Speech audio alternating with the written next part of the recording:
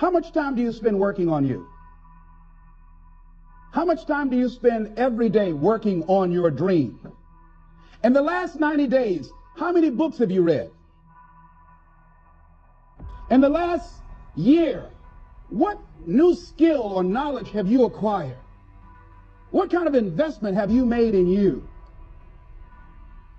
So I'm saying that as you begin to look at where you want to go, if you want to make it today, and things are changing so fast, you have to literally run to stand still. You're not going to develop in all the ways you could develop unless you set yourself a serious challenge, because it takes the challenge to pull that out of you and also to motivate you to rid yourself of all the weaknesses and personality flaws that you've accumulated across the years, and to let those disappear and burn off. You need to load yourself up before the demands of life will be such that you will discipline yourself properly. And a noble goal is a very good way of beginning that. You will meet with a success unexpected in common hours. What that means is that success is not something that you can get in life.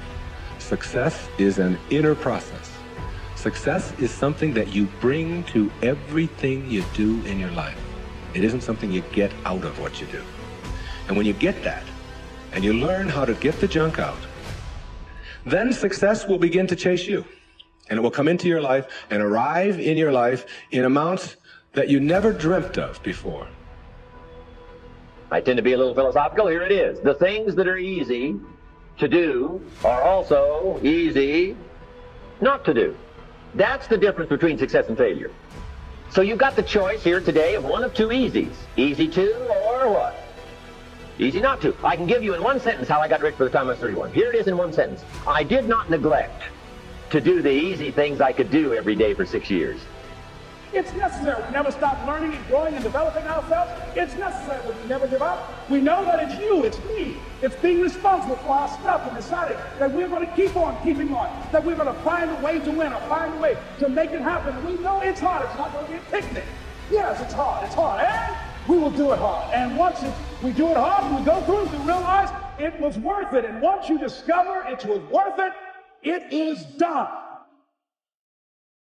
Now, the human mind is far more fertile, far more incredible and mysterious than the land, but it works the same way. It doesn't care what we plant. Success, failure. A concrete, worthwhile goal, or confusion, misunderstanding, fear, anxiety, and so on. But what we plant, it will return to us. You see, the human mind is the last great unexplored continent on the earth. It contains riches beyond our wildest dreams. It will return anything we want to plant. Embrace practice. It is a fact you play at the level at which you practice. Consistently good practice leads to consistently good play. It sharpens your talent. Successful people understand this. They value practice and develop the discipline to do it. If you want to sum up what lifts most successful individuals above the crowd, you could do it with 4 little words: a little bit more. Successful people pay their dues and do all that is expected of them, plus a little bit more. The power of practice. There's a myth about highly talented people. It's that they are simply born that way. But the truth is that no people reach their potential unless they are willing to practice their way there. Before we go any further, there are 3 things you need to know about practice. 1. Practice enables development. How do we grow and develop? Through practice. People refine old skills and acquire new ones through practice. That is where the tension between where we are and where we ought to be propels us forward. Just remember that if you're not working at your game to the utmost of your ability, there will be someone out there somewhere with equal ability who will be working to the utmost of his ability. And one day you'll play each other and he'll have the advantage. If you desire to improve and develop, then you must practice. It allows you to break your own records and outstrip what you did yesterday. Done correctly, practice keeps making you better than you were yesterday. If you don't practice, you shortchange your potential. 2. Practice leads to discovery. Life is just too much for me. I've been confused from the day I was born. I think the whole trouble is that we're thrown into life too fast. We're not really prepared. What did you want? Lioness responds. A chance to warm up first?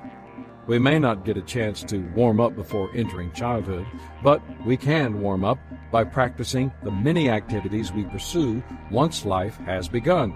And it is often that during these warm-ups that we learn valuable things about ourselves. There's value in starting with small things. Human relations expert Dale Carnegie advised, "Don't be afraid to give your best to what seemingly are small jobs. Every time you conquer one, it makes you that much stronger." 3. Practice demands discipline. One reason some people see practice as a grind is that it requires discipline. Even activities with intense physical demands also require lots of mental discipline. Mental preparation to physical preparation is 4 to 1. Developing a discipline always begins with a struggle. There is no easy way to become a disciplined person. It has nothing to do with talent or ability. It is a matter not of conditions, but of choice. But once the choice is made and practice becomes a habit, two things become obvious. The first is a separation between the person who practices and the one who doesn't. The second thing that emerges is a winning spirit. The harder you work, the harder it becomes to surrender. Excellence is an art won by training and habituation. We do not act rightly because we have virtue or excellence, but we rather have those because we have acted rightly.